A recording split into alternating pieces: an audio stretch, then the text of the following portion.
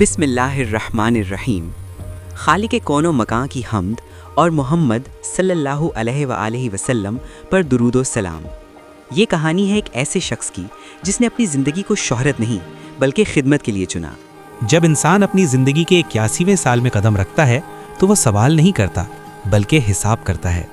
گزرا ہوا وقت ایک کتاب بن جاتا ہے جس کے ہر صفحے پر محنت لکھی ہوتی ہے۔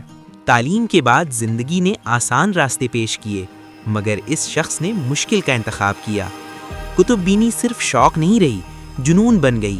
نہ دن کو سکون، نہ رات کو آرام۔ 1918 میں قلم اٹھا اور پھر کبھی رکا نہیں۔ سینکڑوں مضامین، 200 سے زیادہ کتابیں، 8 صفحے سے 800 صفحے تک۔ ہر کتاب ایک ذمہ داری تھی۔ راستہ آسان نہیں تھا۔ زندگی نے کئی امتحان لیے، مگر ارادے جھکے نہیں۔ عشق علم کا سفر ہمیشہ سینہ توڑ ہوتا ہے۔ 1950 میں پاکستان آئے۔ ملازمت کا بوجھ نہیں تھا، مگر دینی ذمہ داریاں اور بھی بھاری تھیں۔ جامعہ امامیہ کی تاسیس، رسالہ نور کی لگاتار خدمت، اور قلم پھر بھی چل رہا تھا۔ جب جسم کمزور ہونے لگا تو شوق نے للکارا۔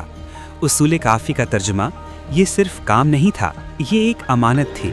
لرزتے ہاتھوں میں قلم تھا، مگر بھروسہ صرف خدا پر۔ قیامت کے دن جب ہر شخص اپنا نامہ اعمال لیے کھڑا ہوگا، یہ بندہ اپنی یہ خدمت پیش کرے گا: یا رب، میں نے تیرے محبوب بندوں کی باتیں ان لوگوں تک پہنچائیں جو عربی سے واقف نہ تھے، اسے میری بخشش کا ذریعہ بنا۔ مزید ایسی ویڈیو دیکھنے کے لیے اکاؤنٹ کو فالو کریں۔ شکریہ۔